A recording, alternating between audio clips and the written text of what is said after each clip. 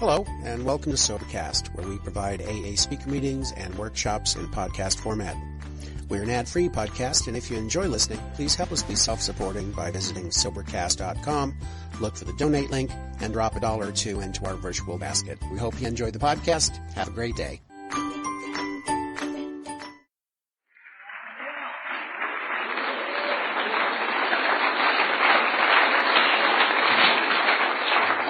Hey y'all, my name's Camille. I'm an alcoholic. I'm so nervous.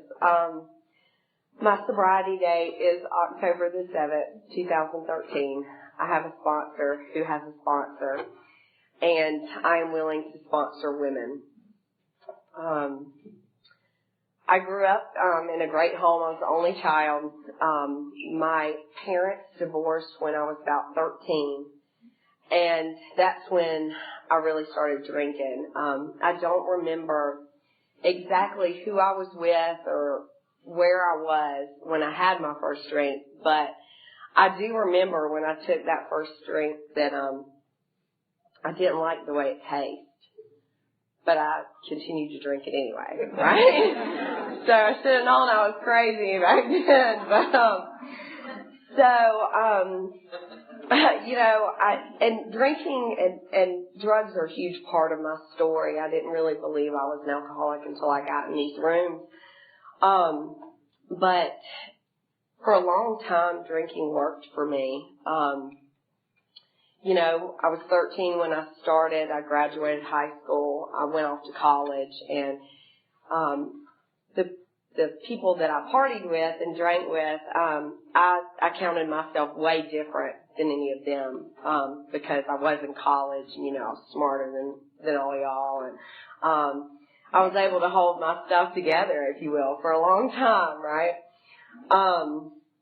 I went on to, I graduated college and I went on to graduate school and got my master's degree, and so that just continued to give me that, oh, I'm better than attitude. But there came a point to where I just really lost control. I had a job in the banking industry, and due to my drinking and drugging, I would call in, wouldn't show up on time, or wouldn't call at all and just show up when I was ready. So they let me go from that job. Yeah, imagine that, right? So I was devastated, of course. I've never been fired from a job, and that was one of the reasons why I was so different from all of you, is because I was able to hold all that stuff together. So I was unemployed for a while, got another job, really good job. I loved that job. And I was in outside sales for about 3 years. And things just got worse. I mean, I wouldn't show up for appointments. They would call and ask me where the hell I was, and, I wouldn't answer that phone call. So eventually I went to work one day, and I was in a doctor's office, and I was selling to these nurses, and they could smell alcohol in my breath, and I hadn't slept for a few days, so they decided to email my boss a letter, and I was eventually fired from that job. And that was devastating to me. So then I had the choice to get some help or get worse, and of course I got worse because I wasn't an alcoholic. I'd never been to AA in my life, and I definitely didn't want to label myself as the same as all these people I partied with, right? So without a job, somehow I still had to afford to drink and get high. So, I took the high road. I decided, prostitution wasn't really a good thing. So I wasn't going to do that, So I did what I thought was the better, high-class criminal activity. And I had access to personal information of people, and I decided that identity theft was the way to go. And yeah, that was me. So Yeah, so I did lots of crazy stuff while I was involved in that because my obsession was to somehow figure out how I was going to afford the next drink. So it got that bad. I applied for credit cards in people's names. I mean, I was printing money. Yeah. You know, had to have money to get your alcohol, right? I was doing a lot of crazy stuff, you guys. And a lot of that stuff I'm gonna have to make an amends for. But, yeah. So it got to a point. I didn't realize I was this funny. Y'all are awesome.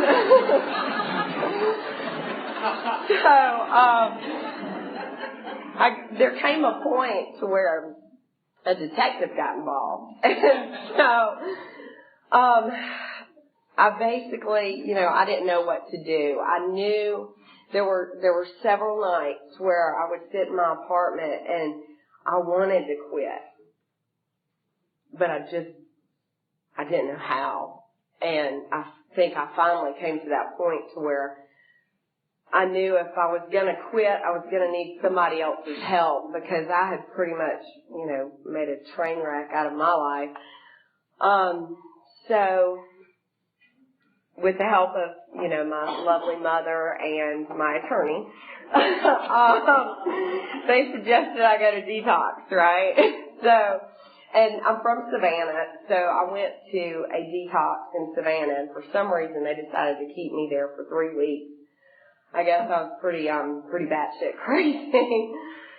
So, I knew I needed long-term treatment, so, they decided to send me to a halfway house here in Atlanta where I still reside today. And I'd never been to an AA meeting, never been to an NA meeting, none of that. Didn't know what I was getting myself into. But I knew, I mean, I was lucky enough to realize that I was powerless and I would do anything you guys recommended me to do.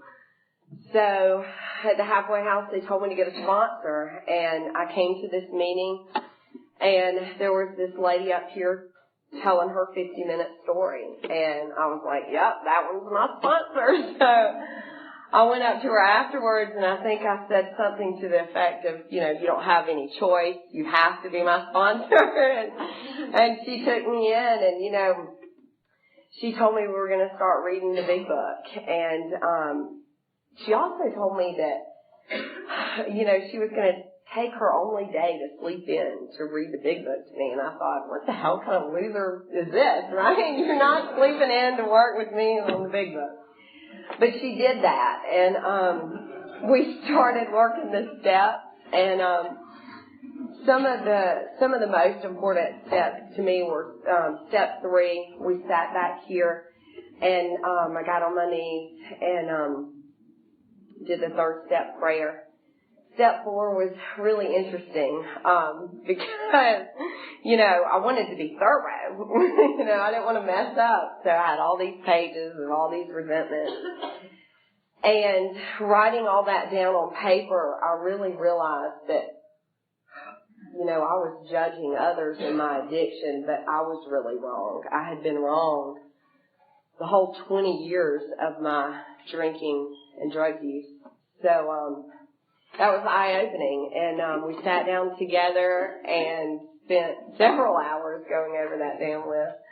And I felt better. And we did 6 and 7, and step 8, I wrote down all the people that I needed to make an amends to, and, you know, I've made amends to mostly family at this point, and they're a little bit more gracious, I think, than some of those others are going to be. But I have the privilege of making amends next week to one of the guys that I stole his identity. So that should be really interesting. So let's see. Step 12, you know, carrying this message to other alcoholics. I don't have any sponsees yet, and I think that must be where the miracle really does happen. because you get to see people like me come in all beat up and screwed up, and then we turn around in some way, and that's got to be a miracle. So I can't wait for that. So what it's like now. Oh God. So what it's like now? Well, it's way different. There's a line in the big book that I read every day, and it talks about we don't run around foolishly trying to arrange life to suit ourselves. And that was me. I mean, I tried so hard to fix what was wrong with me, and I just couldn't do it. So with the help of you guys, this home group, my sponsor who got me connected to a higher power has just been amazing. Now I pray instead of like cussing at the printer because it won't print right, So I spent a lot of time unemployed while I was, getting sober and learning what this deal was like. And so I finally got a job. And I enjoy going to that job, and it's crazy, but I think the people there actually like me. I haven't called into that job. I show up on time. And I do the same thing with you guys here. If I say I'm going to greet, I'm going to greet. And by God, if I say I'm going to stand up here and talk in front of you guys, I guess I've got to do it. But life's just a lot better than it used to be. I feel a little bit more calm, and sometimes I don't know exactly what to do with that. But I have you guys to thank, and that's all I got, y'all. Thank you so much.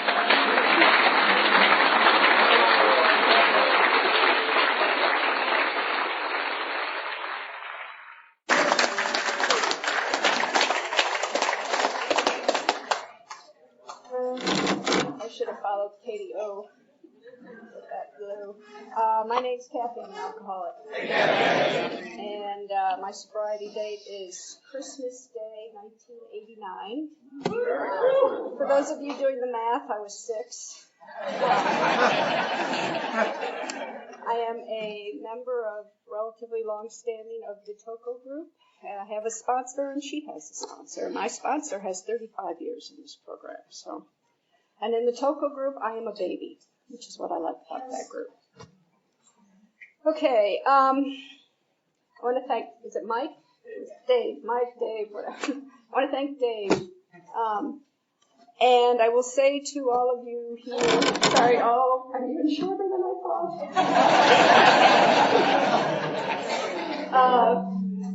I will not say anything nearly as important as what he said when he said he went out, thought he could have a couple of drinks, take a white chip, and get right back in. I've never relapsed, but I have in my years heard people say that same sort of thing, where how hard it is to come back. And that's scared the bejesus out of me. And so if you hear nothing else tonight, what you heard from him was the most important thing you could possibly hear. One of the things, this is not... AA approved literature. Did I pull out the right page? No, I didn't. Oh, well. Oh, yeah, here it is. Okay, the marvel of AA is that I tell only what happened to me. I don't waste time offering advice to potential newcomers, for if advice works, nobody would get to AA. All I have to do is show what has brought me sobriety and what has changed my life. So, what it was like. The longer I'm sober, the more I realize just how bad it was. I didn't really, and I will tell you, first let me say, I was a daily drinker. And once I picked up a drink for that day, I could not stop. And that is a blessing, because I did not have a doubt when I got here whether or not I was an alcoholic. It never crossed my mind, I'm going to go to Alcoholics Anonymous, learn how to drink like a lady, and everything will be fine. That never crossed my mind. Because, first of all, I never drank like a lady. But secondly, if there even is such thing. But secondly, I knew to my very core that once I picked up a drink, I could not stop. And I've always said, if I had been a binge drinker, I don't know that I ever would have got here. Because I would have had those periods when I had stopped. I didn't have those. I knew I was an alcoholic. So for me, the first part of the first step, well, I don't want to say it was easy.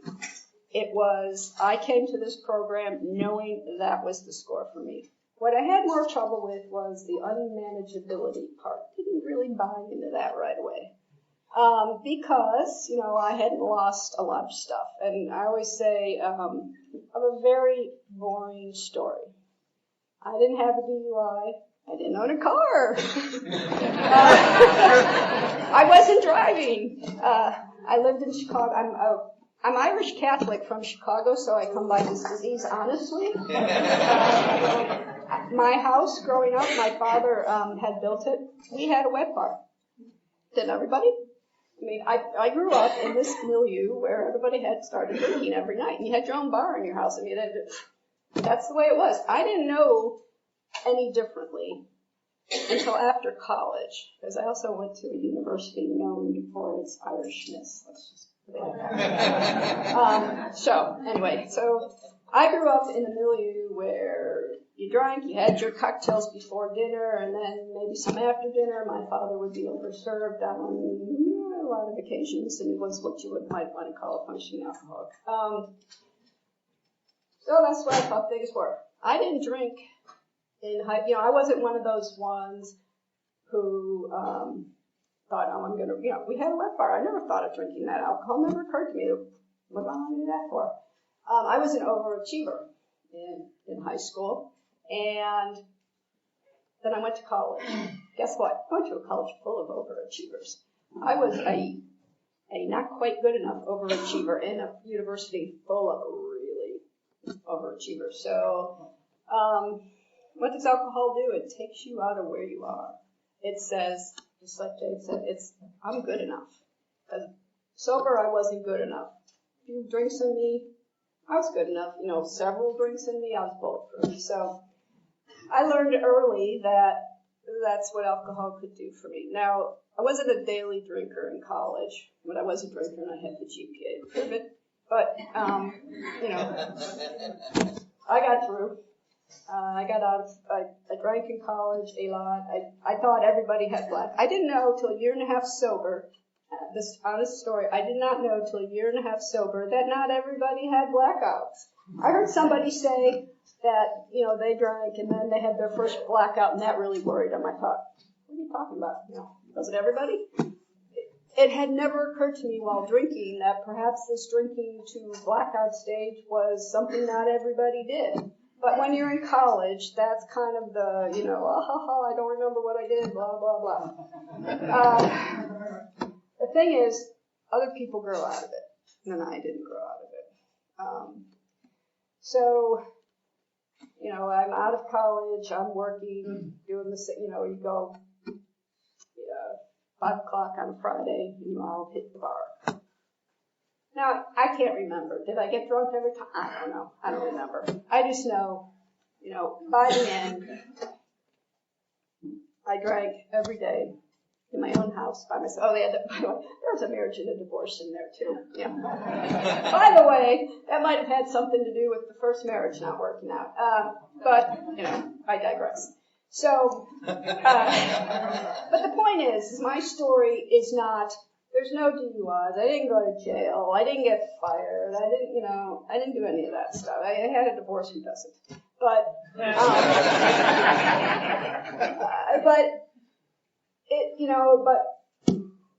does that mean I'm not an alcoholic because I didn't have, no. You know why? Because for me, it is about why I drank, what it did to me, and how I felt. By the end, it was that pitiful, incomprehensible demoralization. That perfectly described where I was. And the whole thing about, I suffer from the, I used to more, but I'm on the depressive end of the scale. And for me, it was a matter of, I don't want to live anymore. I'm going to drink myself to death. That was a conscious thought on more than one occasion. But I had a Cocker Spaniel who I knew couldn't live without me. So, I didn't quite, forget the human race. They could live without me. But the Cocker Spaniel needed me. So, I didn't ever, but that's why I drank. I drank, by that point, the fun was gone. I was isolating myself a lot. My life was spiraling out of control in a very quiet kind of,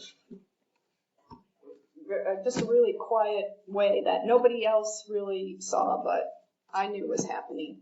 And realized I had, like it says in the book, I had lost the power of choice. There wasn't and it talks about that you can't bring back to mind the humiliation of even, a week, a month, a day. You can't bring that back because you've gone right back to that obsession has hit you and you've got to have that drink. And for me, it even would be in the mornings, I'd wake up shaking and I'd think, well, I just didn't get enough sleep, No, I don't think that was quite the problem. It might have been, the whole, I wasn't drinking the good stuff by the end, so the Gallo brothers, I kept them in business. But at any rate, so for me it was about this quiet desperation, this horrible fear of I am going to be a bag lady on the streets of Chicago, and that's where your mind goes. You're not thinking right. Who knows? I might have been. So, at any rate, so I didn't have. By this point, I'm living alone. I didn't have anyone there to kind of say, "Whoa, you're drinking a lot."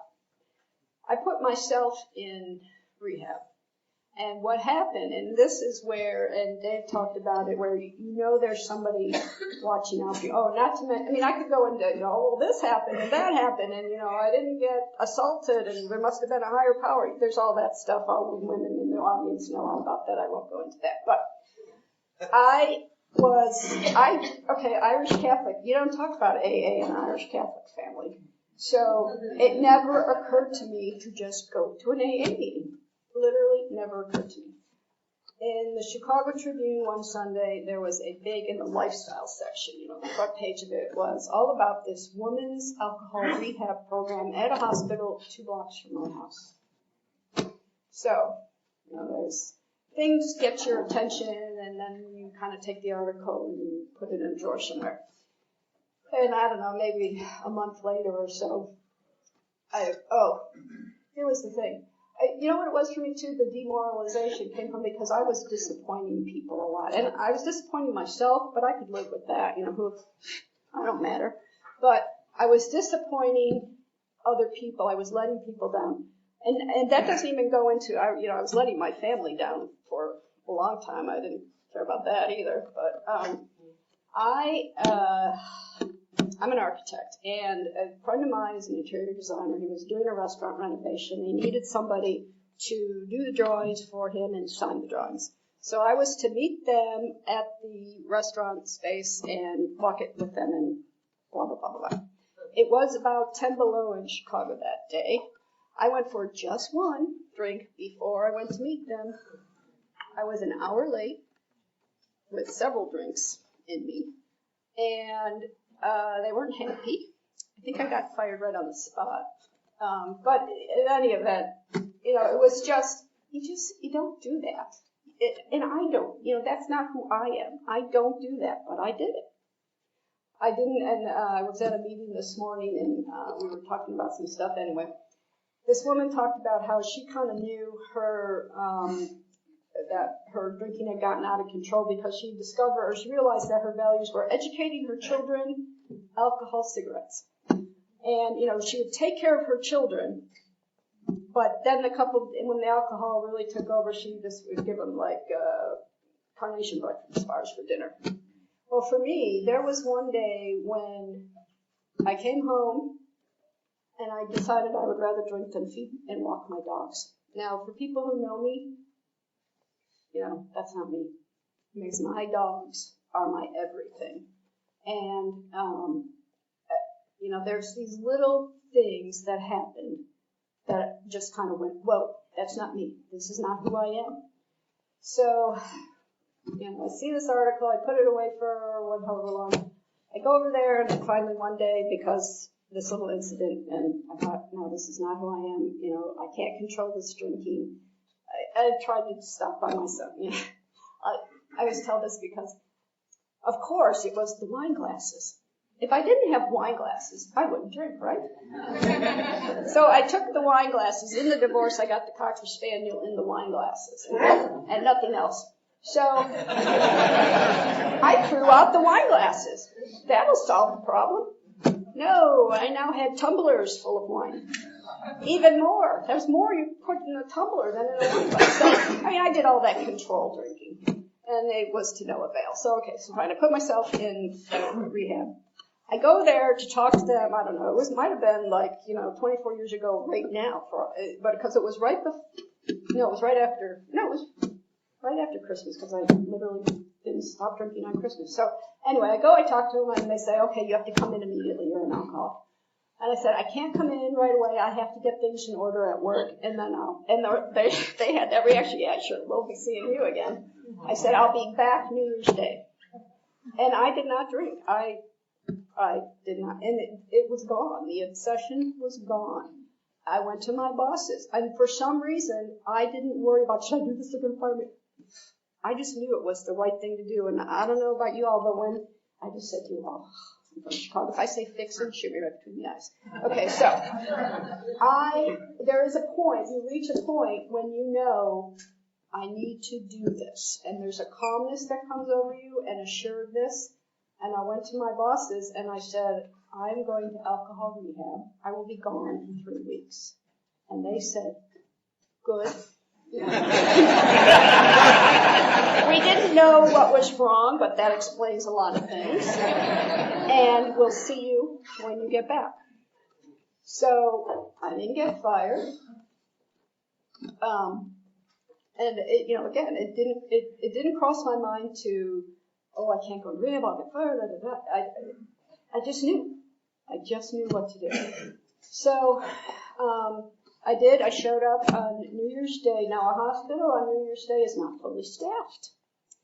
So, I go there, I say, here I am. They say, have a seat. An hour later, I'm still having a seat. Now, I don't know why I didn't get up and walk out. Again, it didn't cross my mind to get up and walk out. It's just when you know. This is where I need to be. So fine, eventually after I go and say hello again, we forgot about you.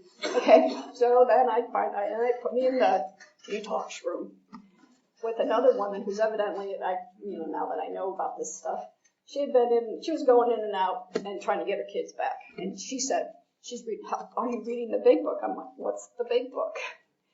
Didn't they give you one? No. So, all this stuff, I had to sort of claw my way through. I had to really prove to somebody up there that, yeah, I'm serious. I am going to do this no matter what it takes. No matter if I have the opportunity to walk, I'm not going to walk. If I have to ask, what's this, what's that, I'm going to do it. So that's what I did. And I was in rehab only for 14 days because the medical insurance company decided I wasn't sick enough. Because I wasn't physically, since I had kind of stopped, the alcohol was starting to leave my body a week before I actually got there because I had to get my affairs in order. Anyway, so they said, okay, 14 days are up, you're out. Which scared the bejesus out of me. But what do? You leave. And so there I am in the big wide world, trying to be sober. Now is when it gets hard. So, you have to get a sponsor. I got a sponsor. And I know that they say, look for somebody who has what you want. I just looked for somebody. And I will say this in the kindest way I can. I had a wacko for a first sponsor. I mean, this woman would call me and say, what should I do? wait a minute, I'm the one 2 weeks sober. But I didn't, at that point, what I'm trying to get to is I didn't even at that point know how sick I was to say, wait a minute, I'm the one who's doing, I didn't, now almost 24 years later, can I look back, and I'm only in the last couple of years starting to see just how sick I was. It's terrifying. It's a miracle that, it's a testament to this program that I never picked up another drink because, I was a sick puppy and didn't know it. I didn't buy, so I go to meetings. My very first meeting was on New Year's Day at the Rehab Center, and it's full of women. And it's in Lincoln Park in Chicago, full of yuppies. Do we still use that term, yuppies? Okay. So they're all like me, right? Well, no, they're not like me. They're all talking about doing the cocaine and going to work doing this. And it was like these, my story was very quiet and small. They were like, whoa, these big, spiraling out of control in public view kind of stories. So in my mind, we're not the same. It didn't occur to so I'm doing this comparison and thinking, oh, I'm not like them. But again, my higher power connecting me. I was doing this comparison, but I never once thought I didn't belong here. I knew I belonged there. I just didn't necessarily connect with the unmanageability part. So for me, I'm almost like, and I'm sure there's others, but you hear people talk and they have these lives and there's car accidents, there's jail, and there's broken marriages, and fights, and da-da-da-da-da-da, and they don't see that alcohol's a problem. Okay, well, here I am. I see alcohol's a problem, but I don't see that it's affecting my life. I'm just seeing I drink too much. So, I stop the drinking, and everything will be fine. No, everything's not fine because it's a disease of the mind. It is a disease, I don't think, react, whatever, like a normal person. So I had to really, it has been years for me. Sometimes quickly, sometimes slowly. It has been years for me to really, really, really, really start to understand in my innermost core just how just how unmanageable my life was. And I can't even begin to say, well, because of this, it was unmanageable, and that, it was all, I wasn't paying bills, but, that's your normal, it was just unmanageable. I was a person I didn't know anymore. I was doing things I didn't know, and I would love to say I got sober, and then within the first year that all changed. No, it didn't. And it didn't for me because of me. Because I was thinking, well, my life's perfectly fine. I'm just not drinking, I was one of those ones. I didn't drink. I went to meetings, probably went to 2 or maybe 3 a week as a young sober person, which is dangerous. And I had this wacko sponsor. I stayed sober on fear. I'm not recommending it. Don't anybody get me wrong here. It's how I stayed sober on fear, going to the meetings I went to, and I'm a prayer. Now, I'm a prayer, and I had to relearn all that too. I'm a prayer because I'm Catholic. I know which saint to pray. I couldn't figure out which saint you pray for which novena is it. I had a connection with a God of my understanding, a higher power. I had to though stop asking for stuff and start listening. So I've always been a prayer. I've always thought I depended on something. Came to discover later, maybe not as much as I thought I was, but so I managed to stay sober, but I was miserable. So a year and a half in, and I tell you that only because it got to the point for me where a year and a half in, I sat in a meeting and I said, if it hurts this bad, I'd rather drink. And I said that from the bottom. That was probably, the first time in a meeting that I was as honest as I could possibly be. So that was a turning point for me. This is how I feel. And something's not working here because I'm miserable. Well, what wasn't working was me. I wasn't doing what I knew I should be doing. So I got a different sponsor, and it did more things as far as getting more involved in groups and making, saying this is my home. But that was another thing. That's for any newcomers, have a home group, have a place where they know who you are, and when you're not there, they notice you're not there. For me, I went to meetings, and I wasn't going to meetings. I just wasn't going, I was going here, I was going there, and wherever was convenient at that time, not making a commitment to a home group. So nobody, I was invisible. I was invisible in the AA program. You got to really work to be invisible. So,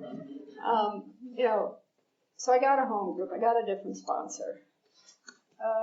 And then, since I wasn't doing, the best work one could possibly do as a young sober person, because by this point I'm 7 now, my work life wasn't going so well. They were glad when I went into rehab, but I'm still continuing to show up to work late and, maybe not the greatest employee.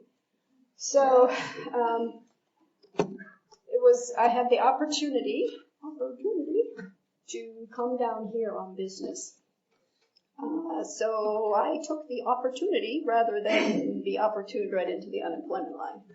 So I come down here. I'm down here for like it was supposed to be a 6-week stint. I'm down here for 6 months. And I ended up meeting my husband and meeting down here and eventually moved back down here. So here I am again now. I'm about 3 years sober now and I'm moving to Atlanta. Oh, guess what? Gotta find another sponsor. Gotta find another home group. Oh, yeah, and you can bet I just jumped right on that, didn't I? Oh, yeah, that took a while again. And for me, I will tell you that for me, that is hard because I'm not a people person. And if, you hear people say, well, if you're going to have to, give a talk, show everybody naked or in your underwear or whatever. See, you guys are a room full of dogs. And that works for me. I got a schnauzer over there and a boxer, and so I'm happy. But people scare me. People scare me a lot. I'm painfully shy. And that's why I drink. So for me, the fellowship, everybody goes off the fellowship. That's been really hard for me. And it's been even harder? Dialing the phone. I was a drinker dialer. I only called people when I was drunk. I didn't care to talk on the phone other than that. And then in my job, before they had email, I would be getting calls from the contractors, I was on the phone all day long. You think I wanted to go home and talk on the phone more? No! I'm one of those ones, just because it's ringing doesn't mean I gotta answer it. The fellowship part, the reaching out part is really, really difficult for me. Really difficult for me. But I get to a point where it's that or die. And it's not, I will say, this sounds, I don't know how it sounds, I'm just going to say it. For me, it's not even do that or drink. For me, it's do that or die. Because I know if I drink, I'm not drinking because I think I can have one and come back. I'm drinking because I want to die. Because that's where I was before. I never thought I know the score as far as can I ever, have one and be fine. Can I ever, he thought he was just going to have a sandwich. Remember that part of the video? So I know I'm never going to I'm going to drink because I want to kill myself. So, it's not an option for me. It is just not an option. And I hear people say, oh, it's always an option. You just have to make the decision. And that's true. So for me, I have made the decision that is not an option for me. I don't know how else to say it. So when I would go to meetings when I was younger, not me, I would, here's what I mean about I didn't realize just how screwed up I was. I would go to meetings my first couple of years, and everything everybody said, it just made no sense to me. And I'm a fairly intelligent person.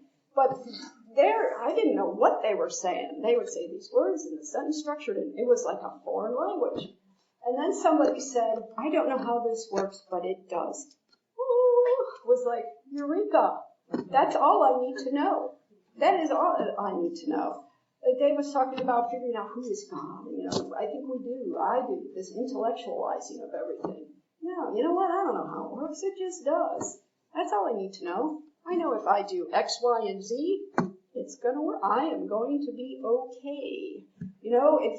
If I find myself starting to get in the spot that I don't want to be, and I say, you know what, Lord, God, higher power, whatever I'm calling them that day, if I say, show me what you need me to do, and I move on, guess what? Eventually I am shown what I need to do. So, for me, it's very simple. I don't get real, intellectual about it anymore because I've figured out I can't. I'm not smart enough to figure it out. So, for me, it's a matter of I don't drink. I go to meetings. When I'm asked to do something, I say yes. Sometime here. I pray on not only a daily. I'm one of those ones. I think my higher power's probably gotten the Bose sound deadening or whatever earphones I have because I am just chatty Cathy all day long, especially when I'm not doing so good. And that's where I go. I'm like, okay, why is this? And it's not always nice stuff. I also heard something very valuable in the meeting once, which is where I hear most of the valuable stuff. My God's big enough for me to get mad at him. You know what? Because there are some days I am pissed at him or her. I'm just not happy. And you know what? It's okay. It is okay to say, for me, to my higher power, I don't like this, and I am mad about it. But that doesn't mean I'm going to act out on it. That doesn't mean I am wrong. But that doesn't mean that, I have to act out on it. Now, sometimes I do, but more often than not, I catch myself. So I guess when I think about what it's like now is the fact that I don't act out on things that I used to as regularly as I used to. Total honesty here, I got my moments. So, I got lots of them. But, for me, I was thinking when Eric asked me to do this, I thought, what is my sobriety all about? And I can boil it down to 2 words. Surrender. Surrender and humility. And I'm not saying, I'm so humble. What I'm saying is, if I surrender on a daily basis to doing what I need to do, what I think I'm supposed to be doing, that's automatically, entering into the idea of saying, I don't like this, but I'm going to do it because it's what I'm supposed to be doing. And as long as I do things with humility, as long as I take my ego out of the equation and, do whatever it is I'm supposed to do to the best of my ability, I'm a lot happier. And if I'm happy, other people are happy for starters, but also, I'm not going to go to that place where I want to kill myself or, I want to drink. So a lot of my sobriety it's that simple. It's just and it's surrender and everything. It's, I don't like the way my job's going right now. Guess what? Not a whole lot I can do about it right this minute. So I just have to surrender to the process of what it is, take my ego out of it, and do what seems to be the next right thing. That was another thing, too, early in sobriety. I didn't understand, again, trying to figure out what's the next right thing. So I had to move it to just do the next thing. I had to make it that simple, because if I'm trying to figure out what's the next right thing, and I'm new in sobriety, I'm trying to figure out the right thing, that's dangerous. Because I obviously didn't know the right thing up till that point. Why am I all of a sudden going to know it now? I'm not going to know it now. And I could call somebody and say, what's the next right thing to do? They don't know either. So it's, I just find if I keep it really, really, really simple, it works better. I had this whole plan that, I had a roadmap, which you would have enjoyed more, well, here's the second step, and this and that, and da-da-da-da-da. I didn't do that. But let me just tell you the other thing. Okay, so what I didn't not necessarily buy into, but what I didn't recognize in myself when I got here was the selfishness and self-centeredness and the fear that dominated my life. Oh, man, filled with fear. And that's what I mean by only now later am I seeing just how bad off I was. I was just filled with, first of all, I was pretty sure I wasn't selfish and self-centered because I was a doormat, and how could I possibly be selfish and self-centered? I'm doing for everybody else all the time. Well, you know what? There's a lot of different ways that selfishness and self-centeredness manifests itself. So, again, all I can tell you is I was. And I have to keep that in mind that, I got to watch for that because that's where I'm going to go a lot. I'm going to head right to that selfishness and self-centeredness. You know why? Because I'm scared. And if there's anything that kind of, describes how I operate, I'm scared. I am scared 95% of the time about something. And when I let that fear be what's driving what I do, then I can't find the next right thing. Then I do the self-centered thing. Then I do the selfish thing. And then I do the thing that makes me not be the best walking big book that anybody's ever seen. I have to be so conscious about how fearful I am.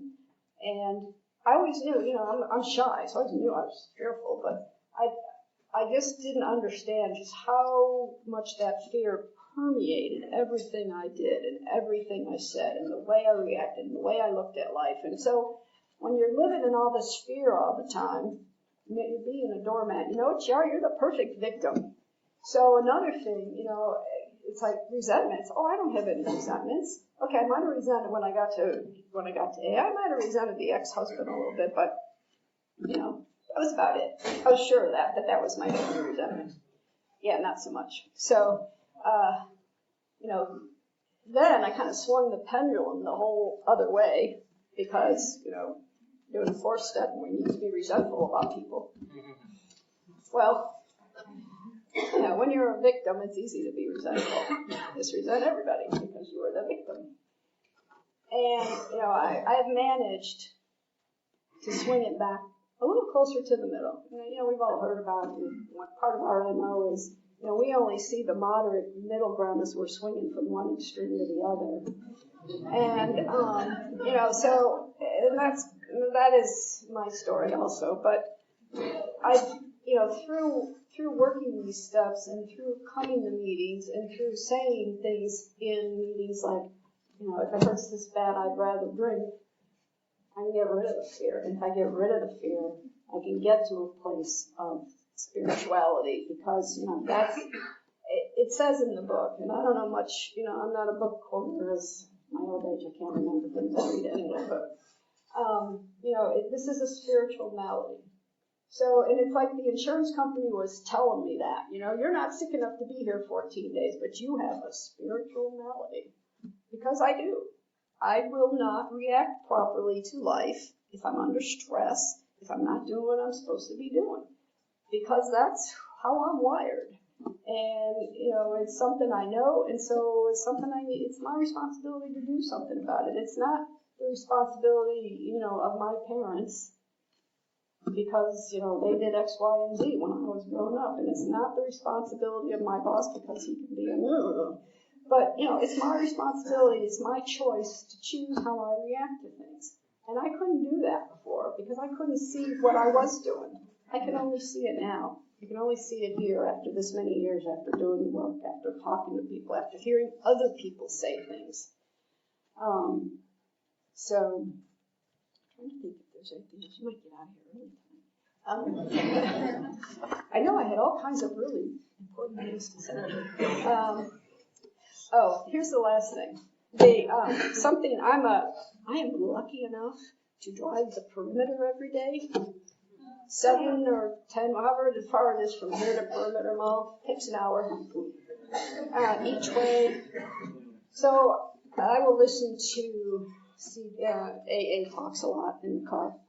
And I heard somebody say, so, the 6th and 7th step for me when I was early in sobriety were kind of a letdown. You do this work, you talk to somebody, and then you go and you sit and you take an hour and you review it. It's like, huh? Is that it? And then I heard on a CD, I have to stop saying tape and showing my age. I heard on an 8-track that, what the 7th step is just saying, higher power, direct my thinking, show me what you would have me do. And that, for me, is what I try to make my daily mantra. Because I don't know what to do left to my own devices. I don't know how to figure it out left to my own devices. There are some times when I'm in the thick of things at work, I can't pick up the phone and call my sponsor. I mean, sometimes you just can't. So I will say that all the time. This direct my thinking, show me what you would have me do. Gets me out of me.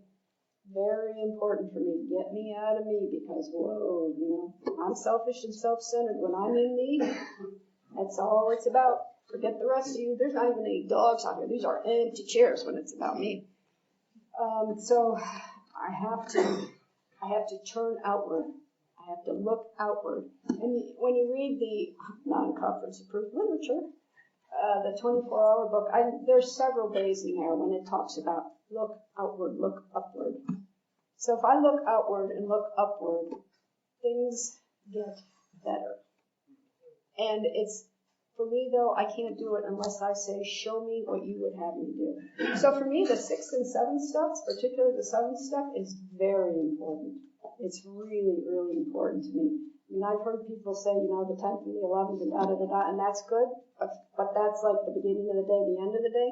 I do okay the beginning of the day and the end of the day. It's when I'm in the day that I have a problem. So, show me what you would have me do. Now, it's up to me then to be aware, to be awake, to be aware, to be listening, to be seeing. What is it you want me to do? And a lot of times it's what I don't want to do. And as long as, but you know what? You got to do it. The same guy in this disc, he in particular was asking, something about not smoking. And, one of those crazy things we do. And he would hear his higher power saying, just stop smoking. He'd say, no, not that. Tell me what kind to smoke so I don't get cancer. This is like, you get the answer and it's not the answer you want, so you keep asking, well, give me the answer. So, it's my responsibility to hear what I'm supposed to hear, to be aware of what I'm supposed to be aware of, to do what I'm supposed to do. And if I do those things, and the only way I can do those things is if I keep me out of it, then I'm okay. And that's it.